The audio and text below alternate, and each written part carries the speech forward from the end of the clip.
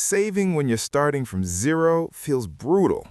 You put in $100 into your account, watch it grow by a couple of cents, and then toss in another $5, only to see that your balance barely move.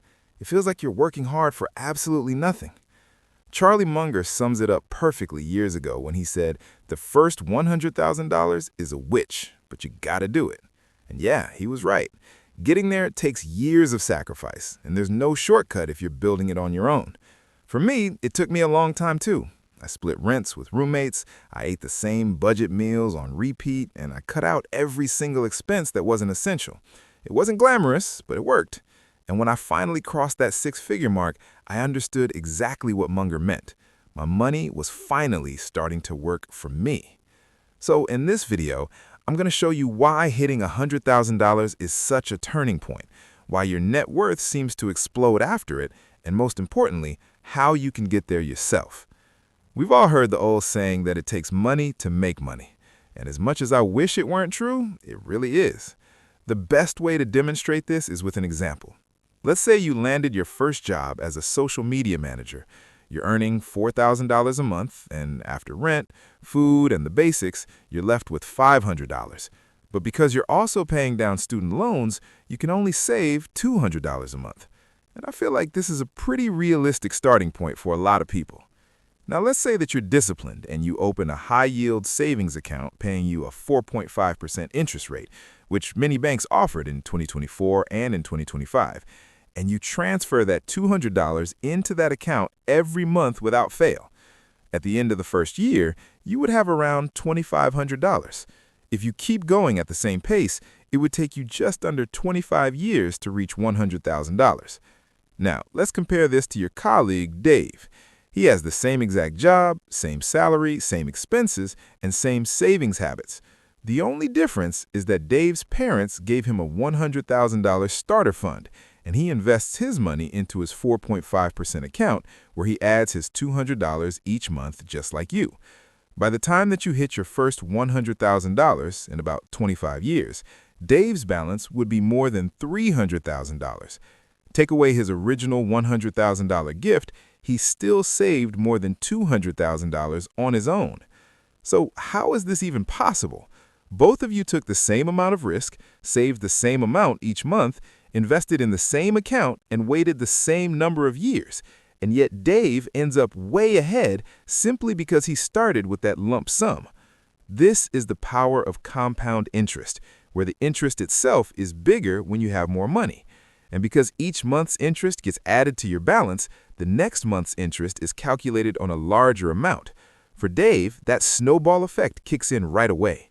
For you, however, it might take years to really feel it. So here's what I mean. During your first month with only $200 saved, you'd only earn about 75 cents in interest. Dave, on the other hand, starting with $100,000, earns nearly $375 that same month. Now, look at the compounding in month 2. Your balance now is just over $200, so your new interest is still around $80, only a tiny bit more than before. Dave's balance is over $100,300, so his interest jumps to about $377. That's $2 more than the previous month, which alone is more than double your entire interest for the month. The bigger the balance, the bigger each month's interest. And because compounding builds on the previous month, that gap between you and Dave only gets wider and wider over time. That's why hitting $100,000 is such a turning point. Once you're there, the growth just feels real. The effort isn't just coming from your paycheck anymore, it's coming from the money that you already built up. Now, I know that not everyone gets a head start like Dave. If you're like me, you have to build your own first $100,000 from scratch. The key is having a clear plan, sticking to it, and finding a community that keeps you accountable. Now, I'm hosting an investing class to help people get to their first $100,000. Now, besides the straightforward math of compound interest, there are a few other reasons why growing your net worth gets easier once you've passed your first $100,000. First, you earn more so you can save more. It's unlikely that your income will stay flat throughout your entire career. As your skills grow, so does your paycheck. You might get annual raises, a promotion, or even switch jobs for a higher salary. Maybe you even start a side hustle to bring in extra income. If you stay disciplined and don't let lifestyle creep eat away your gains, your ability to save gets stronger each year. Let's say you start out earning $4,000 a month, saving $200. A decade later, as a senior social media manager, your salary is closer to, say, $6,500. This gives you room to save an extra $2,000 a month without drastically changing your lifestyle. Here's what that means in practice. Imagine your salary increases around 3% per year. That's about $120 more each month in your early years. If you put every raise straight into savings, then in year 1, you're saving $200 a month. In year 2, it's about $320. In year 3, it's closer to $440, and so on.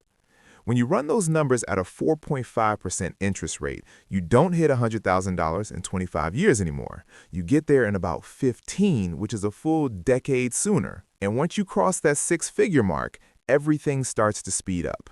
If it takes you 15 years to hit your first $100,000, the second $100,000 might take only 5 years, and the third could only take 3. That's why people say the first $100,000 is the hardest.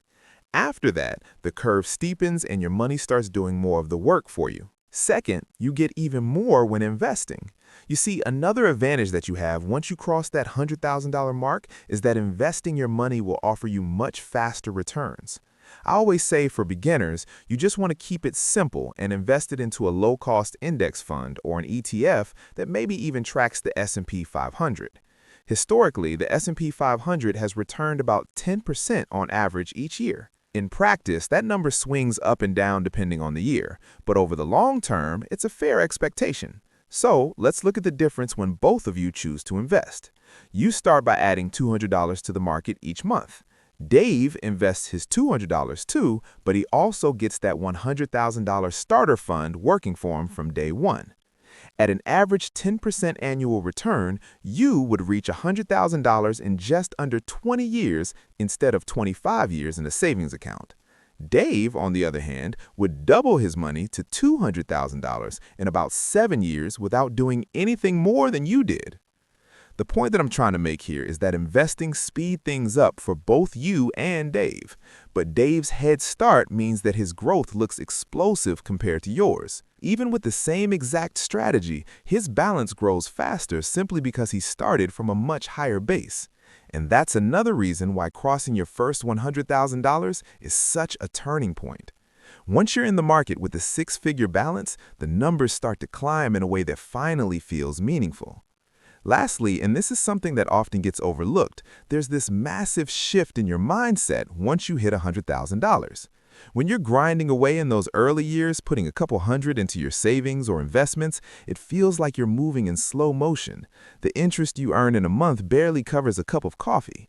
And yeah, it is discouraging because your money still feels small and fragile. But when you finally push your net worth into six figures, everything looks and feels different. Then, the returns you get in a single month can cover for a nice dinner for two or even pay for a quick weekend getaway. That's when you start to see the fruits of your labor. It's proof that your discipline and patience are actually building something real. And this brings an incredible sense of relief. For me, it finally felt like I could exhale. I had spent years stressing about money, wondering if I was behind, wondering if I was doing enough, and when I crossed that mark, I finally felt like I had caught up with myself and with my age. It gave me peace of mind because I knew I was on the right path. And something else happens too. You think that reaching $100,000 would make you relax and want to spend a little bit more freely, but for me, it had the opposite effect. I felt extremely motivated. Seeing that number gave me energy, and it made me want to keep going, to push harder, and to see how far I could take it. I can't fully explain why $100,000 feels so different from, say, $80,000 or $90,000, but it does. There's something about that round number that breaks a mental barrier, and once you're on the other side of it, you see your finances with a whole new level of confidence and clarity. That feeling is what keeps me passionate about teaching people personal finance. I truly want others to experience that same breakthrough for themselves. Now, what you really want to know is, how do you actually reach your first $100,000? The obvious answer is simple. You need to increase your income and decrease your expenses. Now, there are countless ways to do this. You can make the active decision to move to a more affordable neighborhood and live with roommates, saving hundreds of dollars on rent each month. I personally lived with roommates until I was 37 years old, which was just last year, and it helped me save so much money. Or you could commit to bulk cooking at home for the next year and cut out all takeout. So this means no Starbucks runs, no Chipotle lunches, and not even those quick snack bars from Target. Or you could walk into your boss's office and ask for a raise, showing them the ways that you've actually added value to the company and why that value deserves better pay. Or you could dedicate your evenings or weekends to a side hustle that brings in an extra $500 or more each month. And with that money, you can funnel it straight into your savings or investing. A lot of you guys already know this, but I tutored every day after school when I was working as a full-time public school teacher, and that made me more than $10,000 a month doing so. Or you could sell things that you no longer use, like old electronics, furniture, or clothes. Or if you want to keep things super simple, you could take advantage of your employer benefits, like a 401k, and just contribute up to the company match, which is pretty much free money. Or if you're not investing yet, I would say open up a Roth IRA and put your money in there so that this way it can compound over time. Or lastly, you can even swap out your car for public transportation if that's possible where you live, and cut down on gas, insurance, and maintenance costs. Like honestly, this list can go on forever because there are endless ways to save more and earn more. But here's the thing. Here's what I want to hammer home.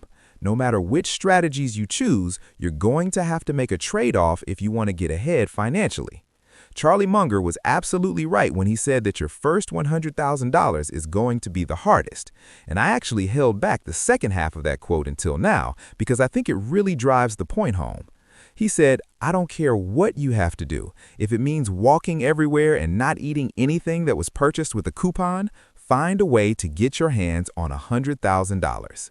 And yeah, I get it. That's not what anyone wants to hear. We all like to have our cake and eat it too. But the truth is, if you don't put in the work, you'll only get to $100,000 much later in life, and you may not have enough time left to enjoy the benefits that come after it. If your family can give you a starter fund like Dave's, then yeah, that's amazing. But if they can't, that doesn't mean that you're stuck. It just means that you have to work a little harder. And I truly, truly believe that anyone who stays disciplined can get there. I'm not going to lie to you and say that it's easy, but you can definitely do it. When I was on my way to my first $100,000, what really helped me the most was reading everything that I could about personal finance and investing.